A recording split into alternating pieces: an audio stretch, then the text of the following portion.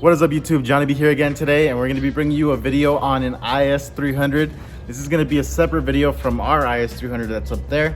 This is Issac's IS300, and one of the things that it needs is suspension badly.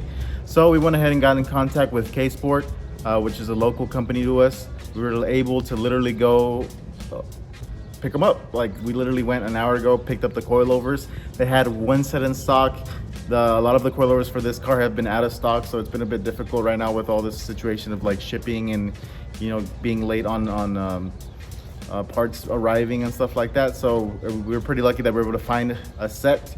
And the suspension on this car is shot at the moment. It like bounces a little bit, it squeaks a lot, makes a lot of different noises. So with this coilover, we're gonna be able to just delete the struts completely. Instead of spending money, like $300 on new struts and reusing the springs and doing all that work, might as well pay a little bit extra. We got a good deal on the Ksport coilovers, and we were able to, you know, just replace everything now. That's what we're gonna be doing in this video. So let's get started. So here's a before. Just kidding, it's not that tall. The fronts actually sit pretty low already from factory, especially when the strut and the springs are worn out. But the rear tends to have like a 4-finger gap. The idea is to be able to get the fender to be like lined up with the top of the tire, because the car is still a daily driver, so we still do want it to be drivable. You know, we don't want it to be crazy low, but we want to make the car look good. I feel it drive a lot better. It's not driving really nice. The car has an LSD. It's a little bit difficult to drift it because it has way too much body roll. So the coilovers are definitely going to help out with this to be able to, you know, get the back end to break loose. So let's go ahead and get started. So here's what we're going to be using to put on. These are the brand new Ksport coilovers, fully adjustable. They are the Kontrol Pros. They have dampening adjustability for every single coilover, so that's front and back. They're also, obviously, you can adjust your height with these collars. So the first thing we're going to do is go ahead and remove all the wheels. That's why we have it on the lift. That's going to be one of the big things that we need to get to. And then you can see up here at the top is where the 3 bolts for the coilovers going to be at. And then there should be 1 bolt on the bottom, apart from like brake lines and the speed sensors. And for the back, we actually have to go ahead and open up the trunk. So there you go. You can see right there where the coilover, the top of the coilover for the rear is. So to remove the front struts, we're gonna need to go ahead and remove this clip here. This is a 17mm nut, and then you're also gonna have 17mm bolt and nut that's holding on the bottom of the strut. And then there's 2 10mm bolts here holding on. This is, I believe it's the speed sensor. So you wanna make sure you get that off so that there's no issues. The actual brake line doesn't even touch the strut, so that's not gonna be an issue at all.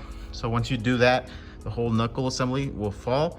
Kind of get out of the way, and then we're just going to go ahead and remove 3 12mm bolts that are up top. So we got everything loose. This bolt's removed. The only issue is that since this is a ball joint, it's got like a conical center and it's still stuck even without the bolt.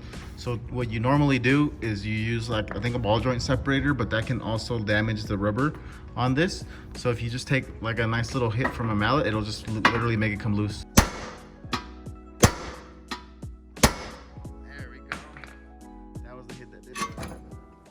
So now the coilover is going to be going on, you know, exactly the same. You got the 3 bolts on top, you got the 1 bolt on the bottom. It doesn't have a spot for this, but they do come with like a little bracket that we can most likely put on here. It kind of hugs this.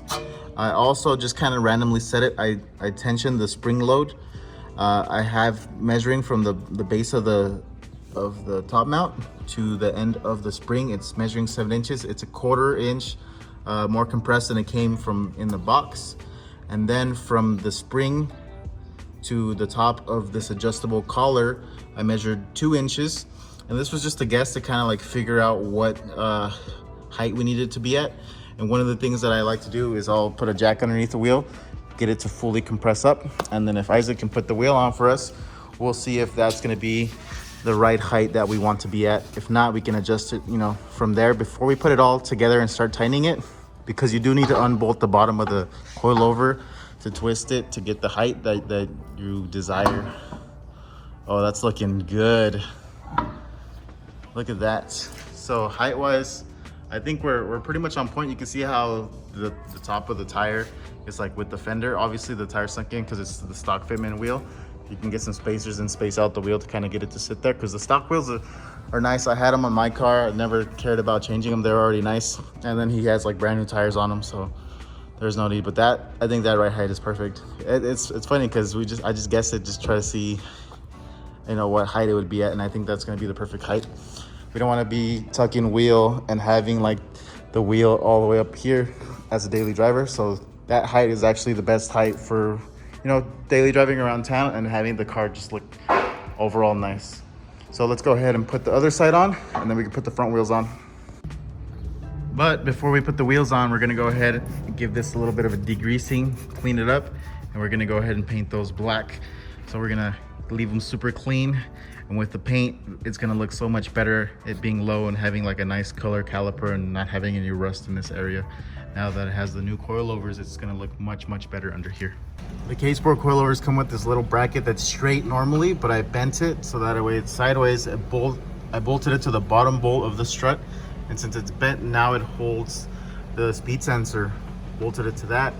Now the speed sensor is like in a factory location. It comes with some brackets that kind of go around here, but they only fit around the threaded area, and it'd be like way too high. So I figured we'd kind of set it up kind of like OEM. That way this isn't gonna get, you know, mangled up by the wheel or get stretched out or something happen. So we want to make sure we protect it, make sure the speed sensor doesn't get damaged, because then our ABS and all that stuff can kick in.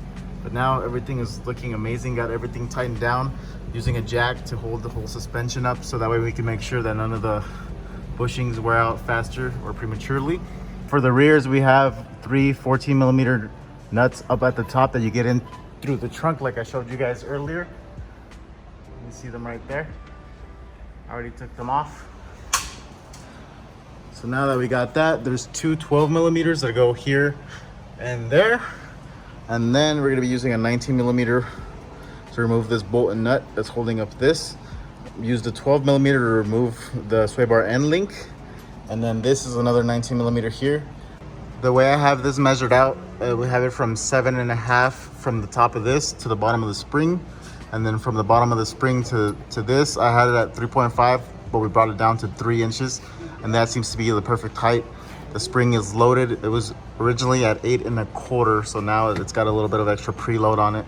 It's gonna make it sit nice and flush. So if you're trying to get that fitment where the wheel is like lined up with the bottom of the fender, those are the measurements you wanna go with. So test fitting the wheel on, getting it centered. Look at that. Top of the wheel with the bottom side of the fender, or the quarter panel in this case. That's looking like a really good fitment.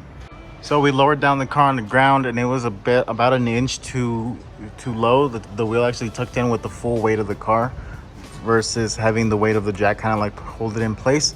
So now the measurement, instead of being 3, I went from the bottom of the spring to the beginning of this black piece right here. I did 4 inches to raise it a whole another inch. So that way we should have now the perfect fitment. And in the front is about 1/2 inch off. So we're gonna go ahead and add a little bit, half an inch of height. So that way we can have like the perfect fitment up front as well. For the fronts, I was able to just loosen the bolt on both ends. The arms came down. I was able to turn it, raise it up a bit. I raised it 1/2 inch. And then I went ahead and used the transmission jack to kind of push it back up. Get the bolts in, tighten it, and we're done adjusting the fronts as well. So now we get to see what the car looks like as soon as we lower it down. So here it is. That's the height we were looking for. We wanted to achieve that. So where the top of the tire is with the quarter panel, and that looks like that's what we got.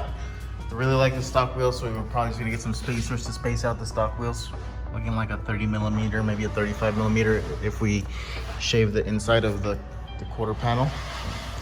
And the fronts are looking really good as well. With that 1/2 inch, now it's lining up exactly where we wanted it to. So it's looking amazing. And now all that's left is to go drive it around, see how it feels. Ready to go test out your new suspension? Yeah. All right, we can adjust the dampening here with these. We can make it softer or stiffer depending on what we need. So They should be halfway, but if not, we're just gonna check to double check which way they are. So we're gonna put them to full soft. 16, 17, 18. There we go. So that's halfway soft and halfway hard. If it feels too hard, you can crank it down a bit to the soft setting. If it feels too soft, then we can crank it up to the hard setting, but setting them in the middle is probably going to be our best option. From there, we can tune the suspension depending on the needs we want. And the IS is off.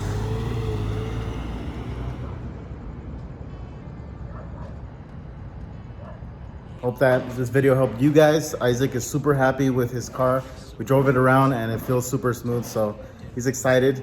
You know, the car looks great, it feels great, drives great, and he's gonna be super happy with his purchase. Now that he has wheels and coilovers, he's got like the 2 top mods that you want to do to your first car, and that is Isaac's first car. So it's cool to see, you know, someone starting off and started enjoying cars and modding them. So as always, I hope you guys enjoyed this video. You have a great day.